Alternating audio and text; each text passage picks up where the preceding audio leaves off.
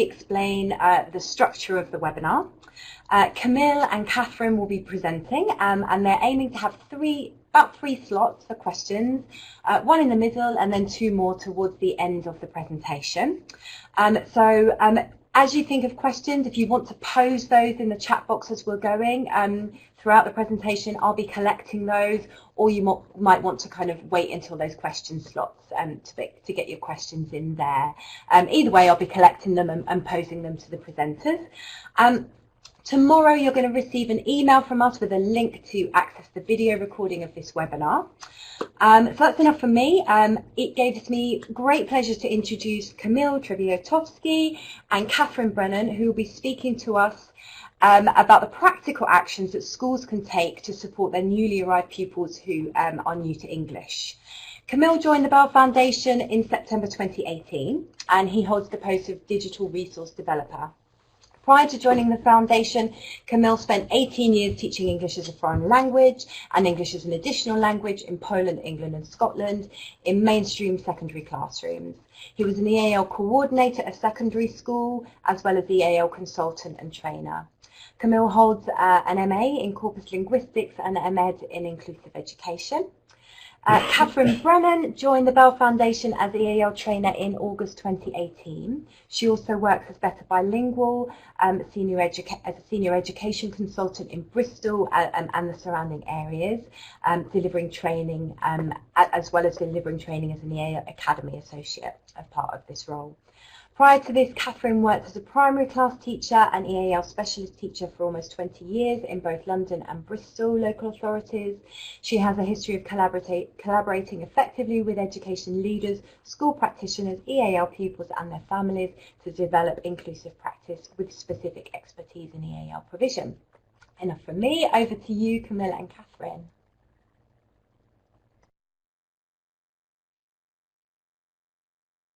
Hello everyone. It's great to be here, and it's great to see so many of you in the room. So let's get started. So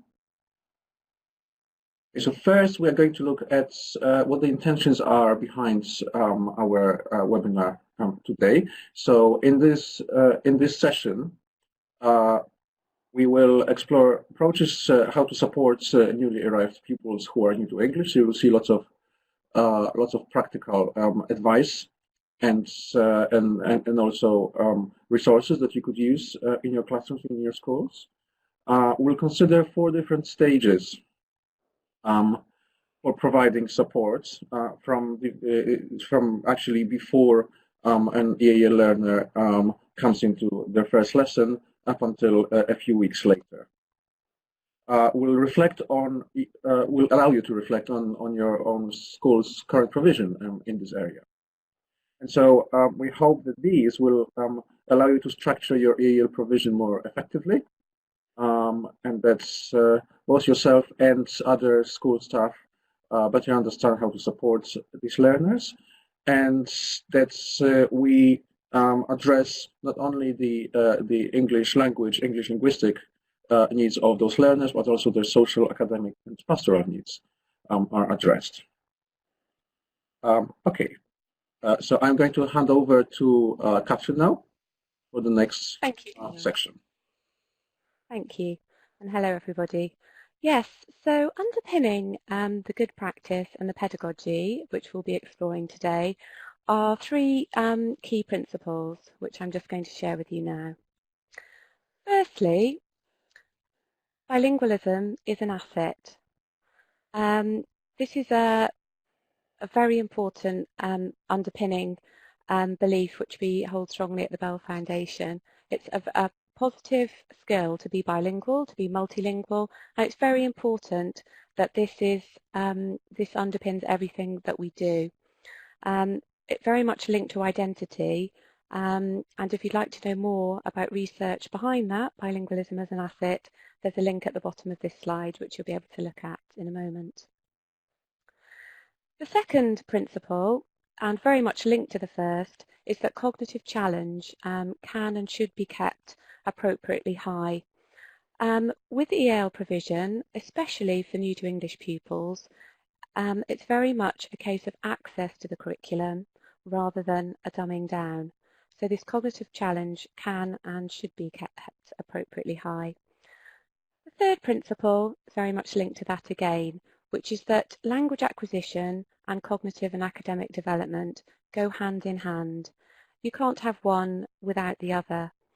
So a new arrival may have lots of scientific knowledge in their first language, but not be able to demonstrate that cognitive and academic knowledge without the language acquisition, and so on. So the two have to develop hand in hand together. And as Steve Strand found in his research in 2018, this proficiency in English, the level of skill and proficiency with which a learner can use English, very much relates to their achievement and their attainment in school. And the last part of the slide there is the link to NALDIC if you'd like to find out some more information about those principles.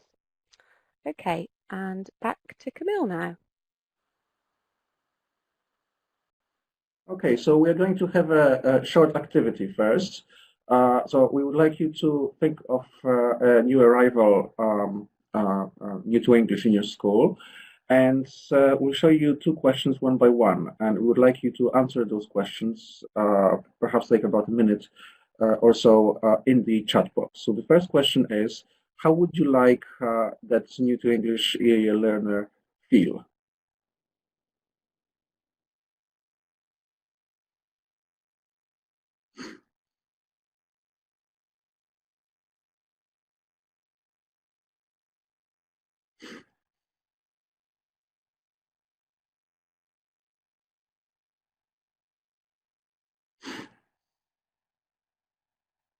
Yeah, so we are getting the same sort of things that we would say: welcome, happy, confident, secure, welcome, accepted, supported, and that all of these link to what we already said in our intentions, is the pastoral needs of the learner, not just the academic ones. So yes, we would definitely agree with all of you in there.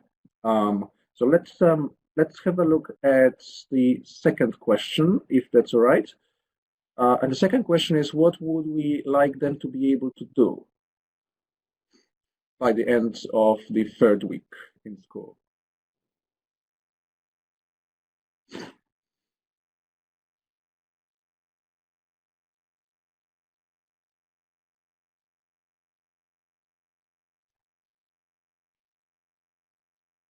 Communicate basic needs, engage with peer and teacher, consider, make friends, absolutely, share basic needs, communicate, feel part of the classroom, so that's the inclusion there for us.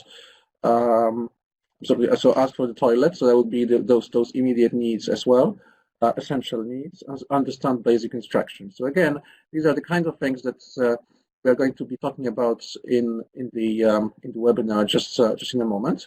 And we'll expand on these, but we are definitely all on the same page, which is great.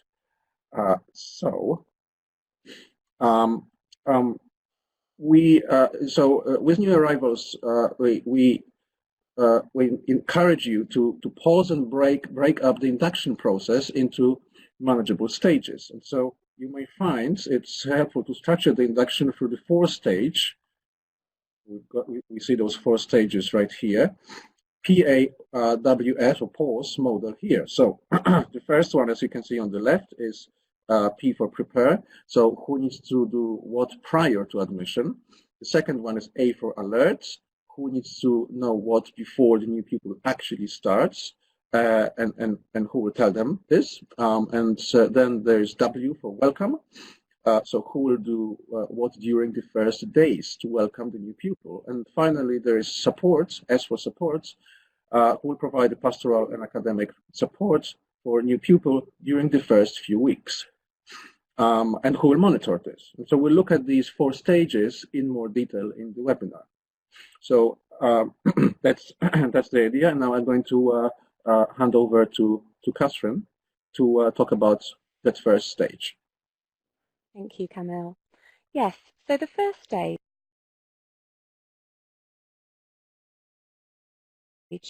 how can we prepare prior to admission, who can prepare and what can they do in order that the new arrival has the most positive, welcoming start to their school life.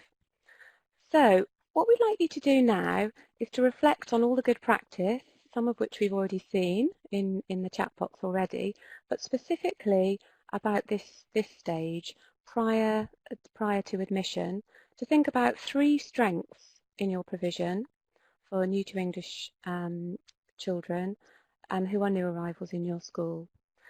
So have a think about procedures that are in place in your school, policies, actions that are routinely taken.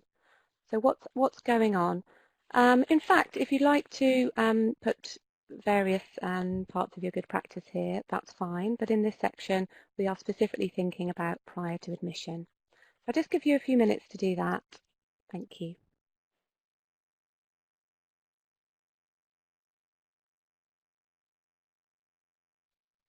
We've got a buddy system.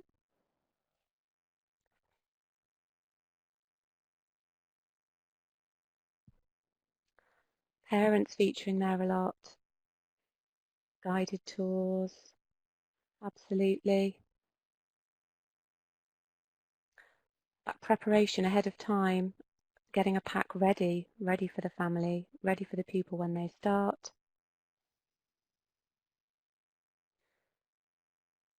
Really using all the information you can find out. Something about first language ability.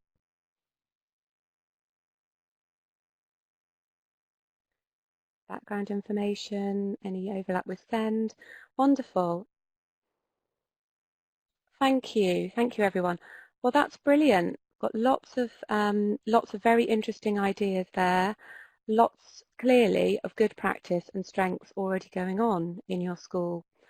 So thank you for sharing those, and we will be exploring many of those in more detail throughout the webinar. So in terms of prior to admission then, what we've done in this stage and for the stages that come next are to split this into do's and don'ts. So what can you do, and do some of you do already? Arrange that tour for the new pupil and their parents. If you have somebody in the school who speaks the first language, involve them. If you have pupils who can perhaps speak the same language, have them as well, so that the pupil can speak as they're going around on their tour. This is valuing their bilingualism as an asset, as well as really using it in a practical way. If you have, if you're doing the tour, when you're doing the tour, considering who is the best person to do that tour is also something to think about. So, secondly, do gather information. Lots of people have said this as well. So important to gather as much information as possible so that the pupil profile can be created. This can really reduce stress for everybody. It can help to create that positive, prepared, welcoming atmosphere and ethos in the school, which is very, very much felt by the pupil and their family, especially if they're new to English. So all that information is so key. Providing information. Again, some excellent practice we've seen in the chat box, preparing packs about the school, about homework. I've seen some schools prepare about the local area. Lots of different ways you can do that can really help prior to admission to set up that positive relationship, to make it a two-way relationship right from the beginning, and a positive one. Agreeing the start date and organising an initial timetable. If children are very young, perhaps in reception, and reception children would usually have a phased introduction, you may want to think about a phased introduction, but ordinarily agreeing that start date, preparing, getting the new pupil involved in school life in a regular way as soon as possible. What not to do? That key information about the pupil's first language skills, their oracy and their literacy, if that's ignored, then you could miss opportunities to have your bilingual dictionary or bilingual books there to welcome the pupil on the first day, for example. you won't be building on what they already have, what they already know in terms of their skills. We all know that we build on existing skills. Building on existing skills is so key. The other thing is, if there's information about development in first language, and there does, rarely, but there may be some sort of speech delay in first language, the sooner we know that, the better. We can use that information because we know that that will likely impact on further languages. Asking about previous school experiences. Of course, there can be many different kinds of school experiences. They may be fragmented, maybe a refugee background for the pupil, and there's been very much disrupted schooling, or it may just be a very different system, a different starting age, different curriculum subjects. So remembering to ask about that is key. And I've worked with pupils who've told me through an interpreter about their aspirations to be pharmacists, doctors, teachers, and not to know those aspirations in the beginning would have really been very relevant in terms of knowing the aspirations and really getting to know the pupil. So I've already alluded to this. Don't assume that parents know about the curriculum in the country where they are now. They may know about a different curriculum, and Camille and I will talk a bit more about that later. And once again, don't forget to reinforce that the school values bilingualism, and if this message is given clearly at the start with signage around the school and perhaps even greetings being used by those first people who welcome the new pupil, that can have a real impact. So some do's and don'ts there for that first stage. And a practical resource, we're going to include some practical resources here as we go through this webinar. Many of you may know about our EAL Nexus pages. Do Google EAL Nexus if you don't know it. So much information on there. I'd like to draw your attention to this page. You can see along the horizontal menu there, the Parents tab. And on here, we've gathered information about the UK education system. So this has got very useful information to share, and which can be put into Google Translate. The parents can do that if they want to, if that helps them, or perhaps someone can help them translate it. And next to the Parents tab, I'd just like to also flag up the Learners tab, which is one of my favourite parts on here.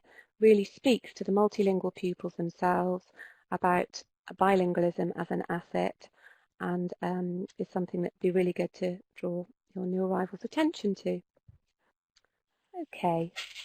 Thank you. Thank you, Catherine. Now I'm going to hand over. Yes, so we are now going to look at stage 2, which is the time after the admission meeting but before the pupil's first day. So let's have a look.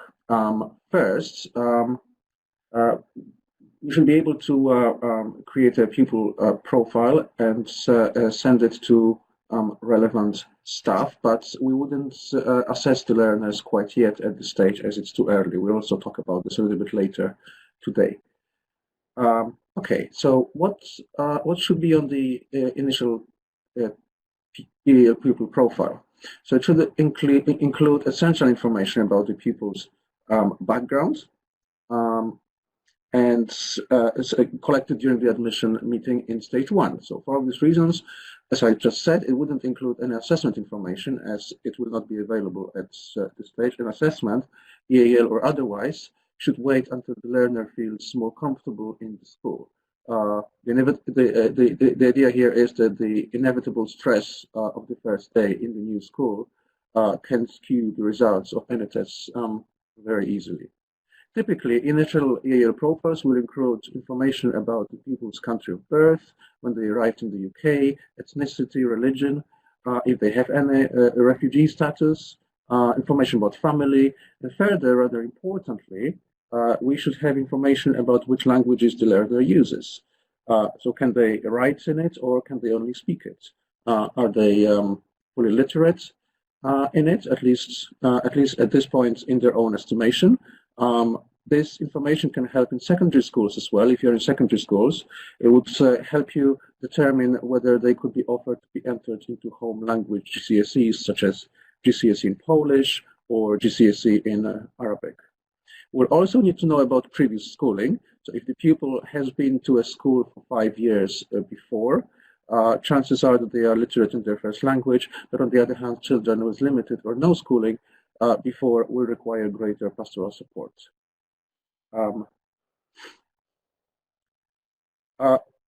We might also want to find out about learners' favorite subjects, hobbies, interests, to establish some measure of their academic talents and cognitive abilities. For health and safety purposes, we might want to know about dietary and health issues. And finally, let's check whether or not the learner's parents will require additional support. For example, are they okay with communication from school in English, or would they prefer the communication translated into their language? So here we have examples of these. Now, if the parents speak little English, communication during that admission meeting, when this data is collated, might be difficult. So this online collation tool for new arrivals that you can see here can help. It is completely free. It allows you to present these typical admission meeting questions to them in their first language. You can see the list of the languages on the right here where the green arrow is. This is done digitally on a laptop, desktop computer, or tablet. The parents can read and answer the questions in their own language. Some of the languages come with audio too, and so you can then print these answers and the system will translate them into English for you. But luckily, no personal data is held anywhere, so you just have a paper copy there. Okay. It is our suggestion that we do not include too much information in the profiles, essentially to avoid information overload. So 2 pages per profile seem sufficient. Now, we might want to organize a buddy system for class and break times. That will help the pupil in their first days. That you can, and so you can easily call on that buddy in those first days. You might want to delegate this responsibility. For instance, it could be given to a person a member of staff who is a pastoral mentor, for example, or somebody with an equivalent responsibility in the school. Might want to brief the potential buddies. So it is always best, but not always possible, that the buddies speak the same language as the learner. You should ensure that buddies understand what to actually say to the new learner, and which places or people to introduce them to. Here you can see an example of a checklist given to a buddy, and it's just the first page, which the buddy in question ticks off during the first days of their time with the new learner, and then they can report back to you on whether or not these tasks have been completed. The new learner will need some resources for their first days to facilitate this time practically and emotionally. So let's have a look at what this could entail. Here we have communication fans. These are laminated pieces of card with pictures and words or short phrases that the learners can use to communicate their basic needs. And so, such as, can I go to the toilet when it's lunch? I have a stomachache, and so on. And the pictures should be obvious to the learner. As the learner is new to English, they relieve them of the stress of trying to find new words or translate things in case of basic needs. The same fans also can be used by a teacher to communicate what needs to be done. So, for instance, the code communication fan could be used to say that the code needs putting on or off. So here are the teacher's communication fans. They are slightly larger. Okay. We can also give our learner a visual timetable to ensure they understand what happens in the day. Most schedules provided by schools are text-based, and this is likely to be a barrier for the learner, and which the inclusion of pictures should help to remove. We always try to translate the English words for him or her, if you'd like to, of course. However, new to English, no learner should be removed entirely from the mainstream education. Therefore, they will need some help with understanding the language of different subjects. Providing translated glossaries to the learners can help here. So a Google search for EAL bilingual glossary will allow you to find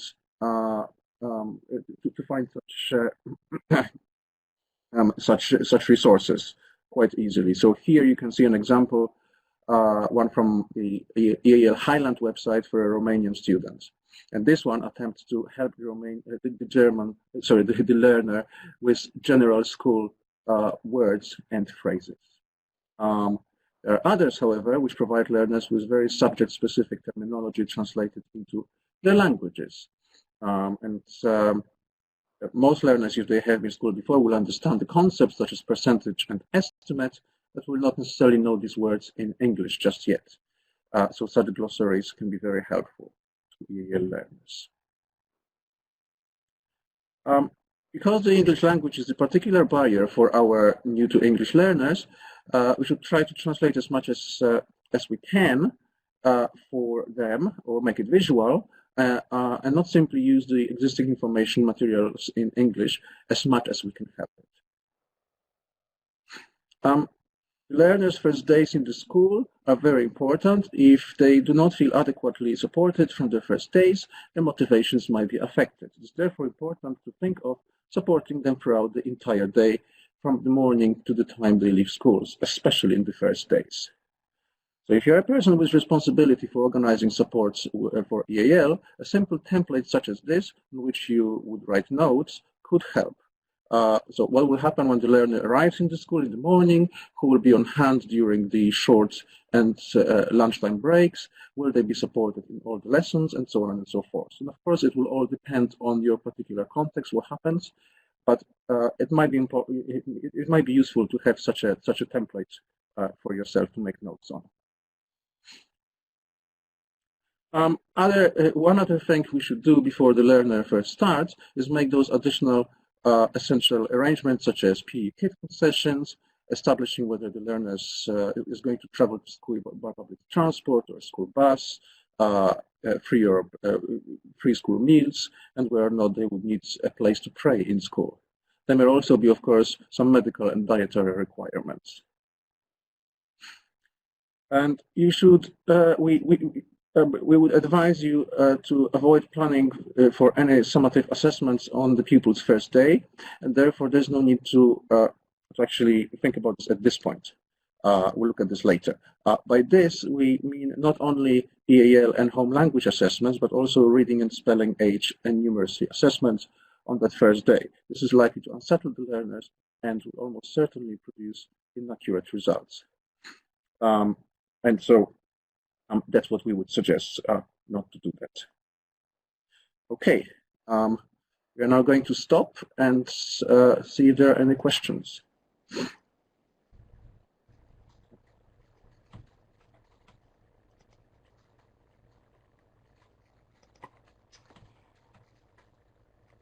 Okay, so it'd be great if you could use the chat box to type if you have any questions for Camille and Catherine. While we're waiting for that, maybe I can kick off. I can start asking while we're just hanging on, waiting for people to get their ideas down. Camille, can I ask how might you effectively communicate with parents of learners with EAL when they struggle with communicating in English? What might you suggest there? Well, there's one. We will actually mention one other thing a little bit later down the line. So there are resources which we'll look at. There are resources such as sort of typical school letters translated into several languages, and we'll show those examples as well. So that's perhaps not in this initial stage one, but certainly later on. So that's one. There's also it is useful to have those buddies, for example, that we're talking about, to actually help at events such as parents' evenings and those sort of things, where as long as it's not any kind of sensitive data collection information kind of meeting, obviously, But so there is a scheme that's supposed to buy into, which is relatively cheap. And again, I'll be talking about this a little bit later, called Young Interpreter Scheme, which actually trains those learners to not simply use their language, but also to kind of figure out how to behave in such situations, who to look at, body language, and those sort of. So it's a ready training program that's is quite easy to deploy in your schools, and then they can help in those situations as well. Okay. Related to that, one question was, how long would you recommend that they keep a buddy if you do assign a buddy? Yeah, that's an interesting question. I suppose that's obviously depends almost entirely on the learner in question. So, but in most cases, in my own experience, for example, what I have seen that worked was up to 6 weeks, a half term. But actually, half the time we're told to shorten that by the students in question. They just didn't want to be constantly followed for 6 weeks by Sure, someone else. sure. And Catherine, maybe a question for you. One of the questions was, what about children who are not literate in any language? Is there anything that you would advise there? Yes, there's obviously translation tools that you can use that now have an audio function, so they can be helpful. Also, I would say to use the resources that you have in school. I see some people are asking about funding, but you probably have staff and perhaps parents who are willing to volunteer who speak a range of languages in your school. So invite them to see if they'll be happy to be used as a resource. That way the child will be building up a relationship with somebody as who's part of the school community, and you can use their language. Later on, I'll be talking about a resource you can also use if you're not literate, if children aren't literate in their first language. And the other way I would say is to use the parents who are more likely to be literate, and if they're communicated with about schoolwork that's going on, then they can talk in their home language with the children and use their first language in that way. So just a few suggestions. Lovely, thank you. I'm going to stop there. I know there are more questions there, but I just want to make sure that we do cover everything, and there will be more time for questions a little bit later. So I'm going to pass back over to you, Camilla and Catherine. Thank you.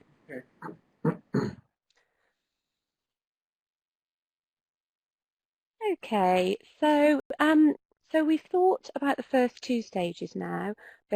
Prior to admission, that was the preparing stage, and then who do we alert? That was stage 2, before the pupils start. So we're now going to think about stage 3, the welcome on the first few days. So, greeting the new arrivals actually on the day, you've done all the preparation, the day's come, the pupil, the young person, the child has arrived, and you want to make it really positive.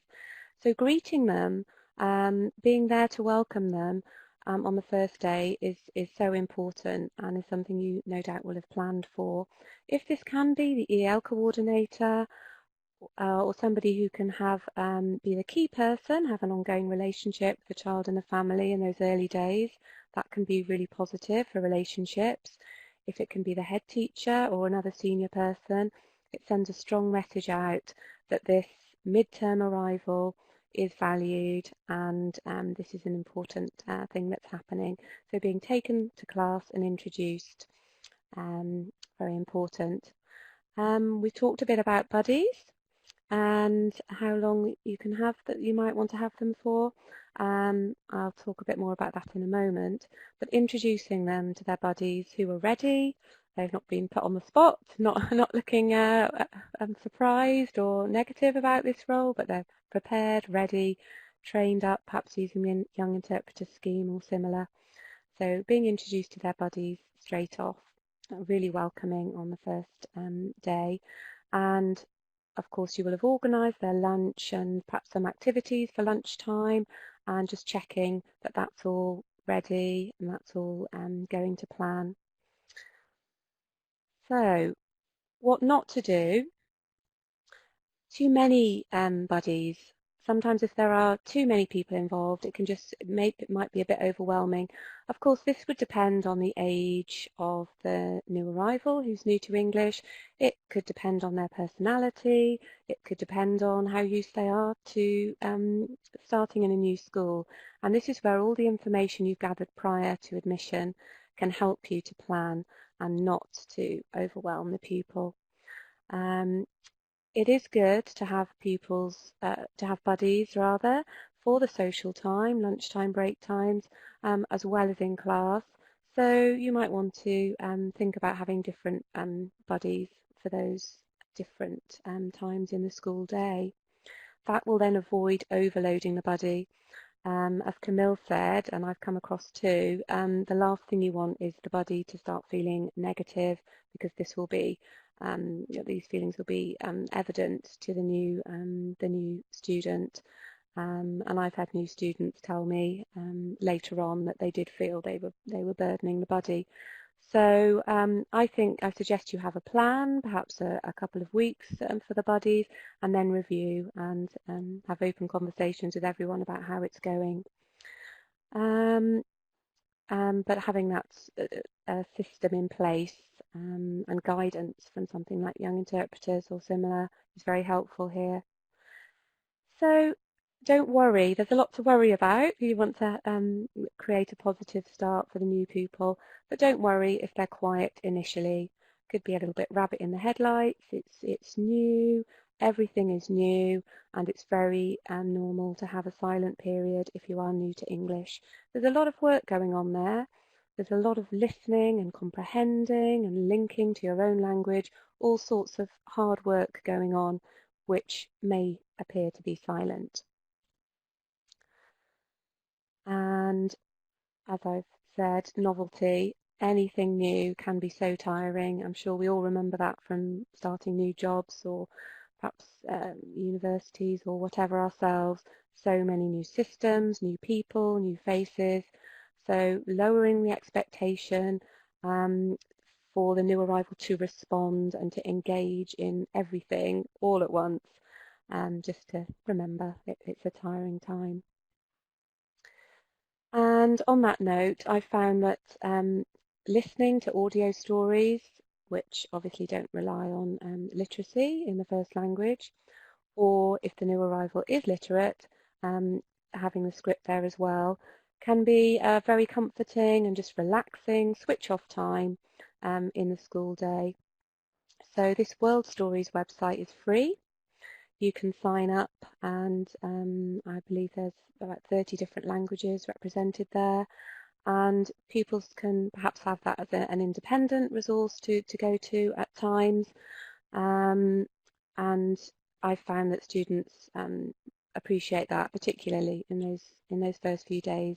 And again, the key principle of valuing their multilingualism comes through there. So I'm going to hand over now to stage 4, back to Camille. Thank you. Yes, so we are going to look now at stage 4. That's the pupils' first couple of weeks after that first week in the new school. Okay, put language support in place. So this should happen in the first week already, but certainly you're going to need to think about how to structure your English language support for the learner. If you want to withdraw them to a small group for some lessons for intensive English language support, which lessons should these be? What will be taught in them? Which subjects are you going to focus on?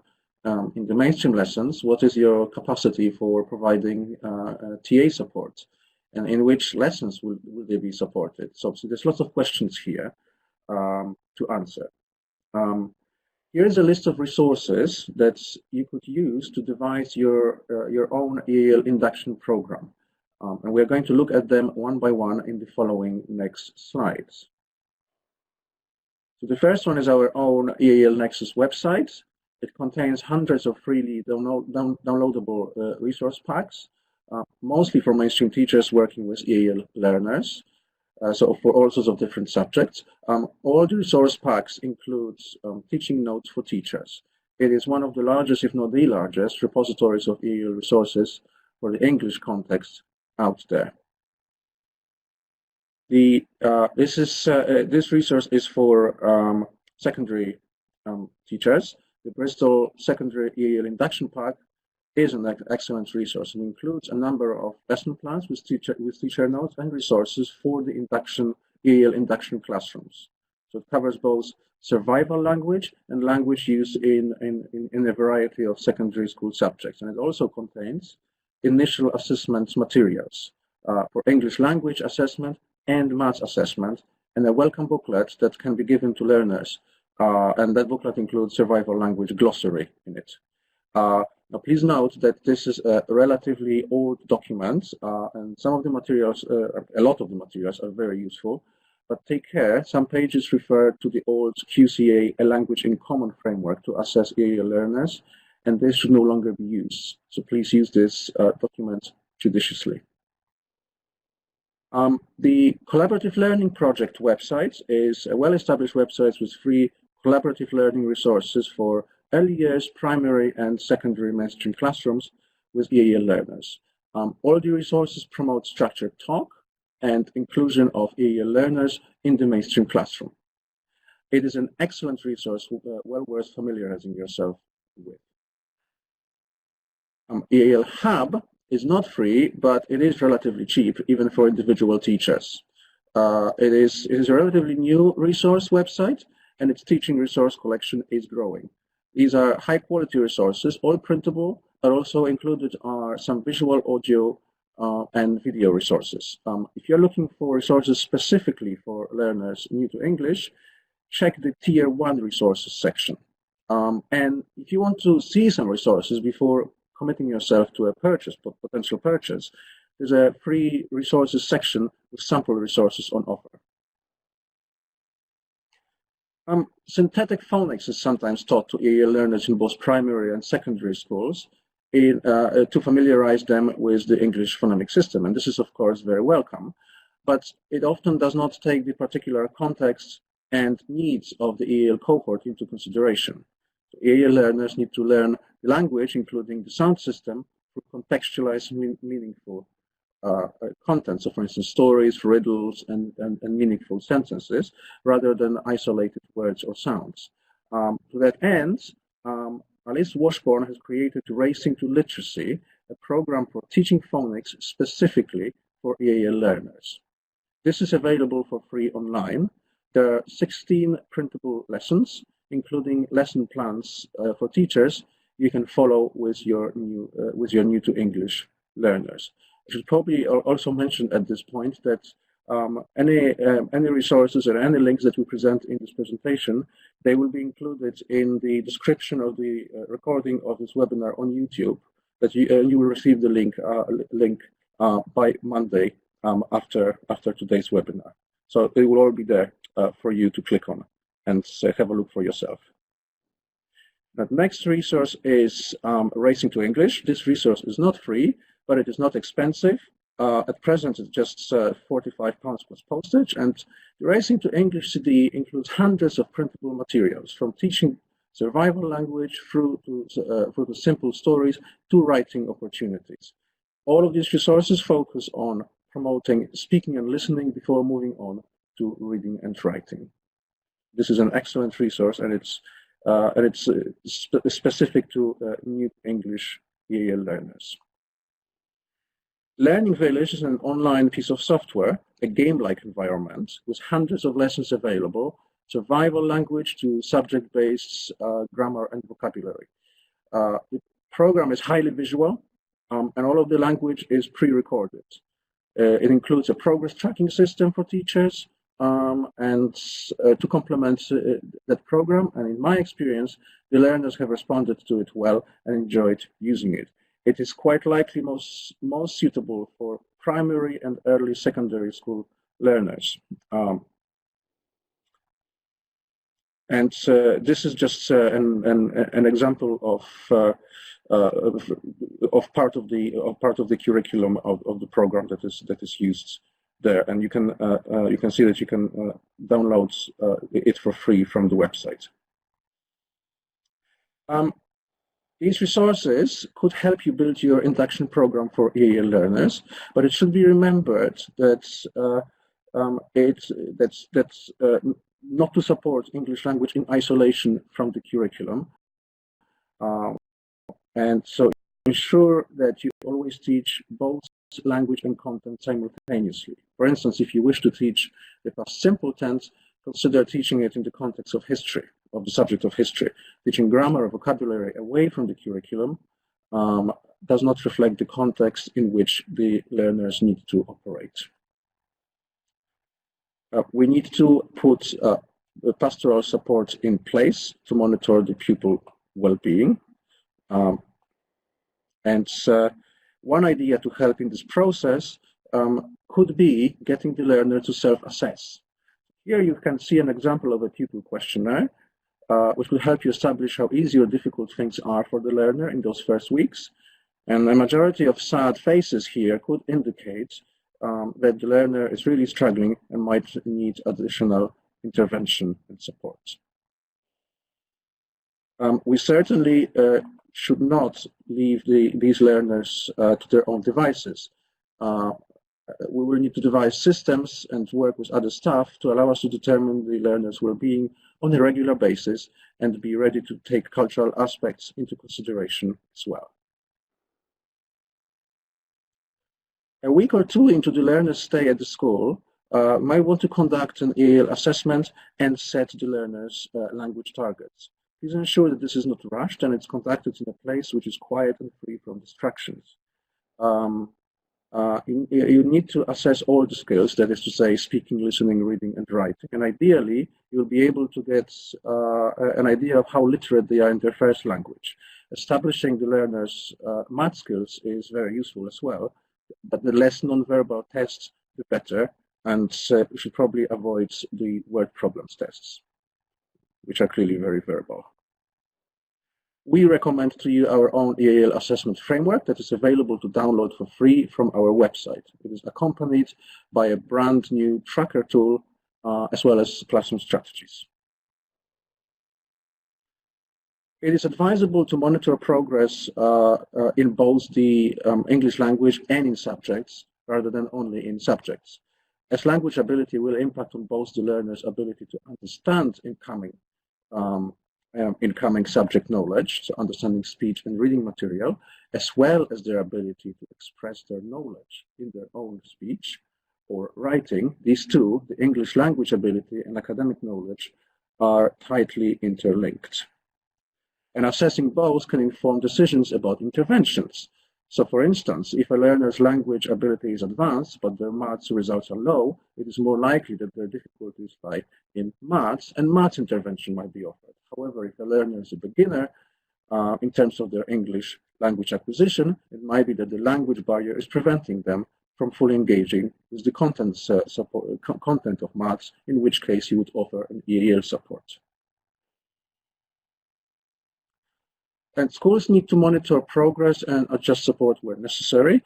Learners remaining too long at a certain stage will benefit from additional support. Consider that certain school subjects, such as history and science, are more verbally heavy, and it might be that the learner struggles in one area of the curriculum, but not in others. It is not recognized a good practice to place EAL learners in bottom sets, and here are some reasons why. Typically, higher sets are populated by native English-speaking learners who command a wider range of English language vocabulary and grammatical structures. EAL learners in such classes are immediately exposed to better English language models, which benefits them. In such classes, there will be typically fewer issues with behavior. This offers fewer distractions from learning.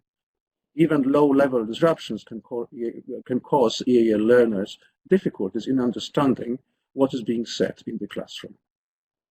And finally, we should not confuse the English language ability with general academic and cognitive abilities of EAL learners. A learner might be highly talented at maths, but upon arrival in the UK, the English language barrier might interfere with their usual ability to express their knowledge. Therefore, middle or high sets are more likely to reflect their true ability related to the subject in question. And finally, it is important to keep in touch with the parents of your EAL learners and try to enlist their support at home. At the admission meeting, the learner's parents or carers might have expressed their wish for communication from the school to be in their language rather than English. Try to arrange to translate typical school letters into those parents' languages. So here, what we can see is an example of such a letter. There are websites out there with templates of typical letters sent out by schools. So, for instance, wants to do with parents' evenings, detentions, school trips, absences, translated into several languages that you could use. These will be listed on the YouTube in the YouTube description by Monday.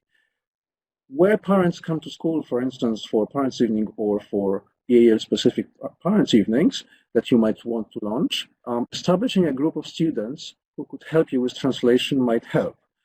As I already mentioned before, the Young Interpreter scheme might be one way to go in order to arrange this. Okay, so now I think we are back to your questions. Hey, so yeah, if I can ask you again to type your questions into the chat box just to the right-hand side, and I will then pose as many as I can to Catherine and Camille. Let's just see what comes through. See multiple people. Okay, so Ruth is asking, where can I find out more about the Young Interpreters scheme? Catherine, could you help with that one? Yes, that's part of Hampshire MTAF. So as Camille said, that will be one of the links, I believe, which will be under the YouTube recording of the webinar. So, but the Hants MTAF website has got a lot of really useful information there, and including information about the Young Interpreter scheme. Who's it aimed at? I believe it is aimed at secondary as well as primary, and all the information is available on the website. There is just to add to that, there are training resources for primary students and separate ones for secondary students. So there are two versions essentially. Just to add in, Catherine. Yeah. Sorry, just to say that the young interpreters don't have to speak the same language as the pupil. It's about being empathetic and supportive. So if they can speak the same language, wonderful, but if you feel there aren't students who speak the same language in the school, you can still use this resource. Okay. Another question here, somebody was asking, oh hang on, it's just moved, can you, so within the first 6 to 8 weeks, do you recommend taking children out or supporting in class? Camille, maybe? Okay. I would say that at no point should the learners be removed entirely from the mainstream. So I would say aiming for something around 50-50 would be good. And of course, then you would need to decide what kind of subjects you would provide that TA support in the mainstream, if you are able to do that, obviously. And during which times and subjects they will be supported in an induction class. But what I would say is that they should be attending mainstream subjects essentially from day one. It also might be it also might be an issue of actual human resources and teacher resources to actually teach them for time. So that's another question. But largely, we want them to be operating and hearing the language as it is spoken from day one. But obviously, they will need some of. Thank you. Thanks, Camille. Catherine, one more question for you about modern foreign languages. Should primary EAL beginners be doing modern foreign language lessons with the rest of their peers? I don't know what you think about that. Well, in my experience, children who are bilingual have a lot of quite a gift for learning new languages, and it seems a real shame to stop their access to that part of the curriculum. I've worked with students who are new to English, who speak Arabic, who told me there's when they learn French, they like it because some of the words are the same. and they feel that they can really engage in that language learning experience. So I think that a lot of metalinguistic knowledge is held by bilingual children, and so I would discourage that. And very much see as whether it's children being taken out for intervention or whether they're being taken out of lessons or not, to bear in mind the main aim, which is to integrate them fully into school life, into classroom life, into curriculum access. So that might be harder in secondary, as Camille said, you might have a bit more time out, but I think in primary, an hour a day max to be taken out of the class would be something I would suggest. Okay, thank you. I'm going to go back to, you've got more to do here, so I'm going to go back to your presentation. You have got more, haven't you? Yeah, there's three more. I thought so. Yeah, Just wanted to three check. more. Okay, and then we'll come back to some final questions at the end. There we go. Okay. Thanks. Okay. Right. So, just going to the end now. So the EAL induction process. The main message that we'd like you to take away from today is not to panic, but to pause. And there's lots of good practice going on. And the key thing is to remember that there are these four key stages we've looked at that can make this a manageable and positive process, whilst bearing in mind that each individual new arrival, each new to English arrival and their family will have their own unique circumstances. So if we have these four stages in mind and then have a toolkit of different approaches, different resources to draw upon, it's not about printing off every single thing you can find, but about having it there to select to suit your new to English pupil and what they need. So the four stages can be consistent, and then a bespoke sort of delivery of those stages through your resources and your skills and all the good things you're doing already. And all the while bearing in mind the principles that we spoke about earlier, which I'm sure you know by now, but really making sure that that comes through in all decisions that are made, approaches that are taken, and are brought up in any conversations in school. Bilingualism is an asset to keep that cognitive challenge high. Maybe cognitive ability it can't be shown yet, can't be demonstrated yet because of the current level of English language proficiency, but keep expectations high and keep that language acquisition developing alongside cognitive and academic.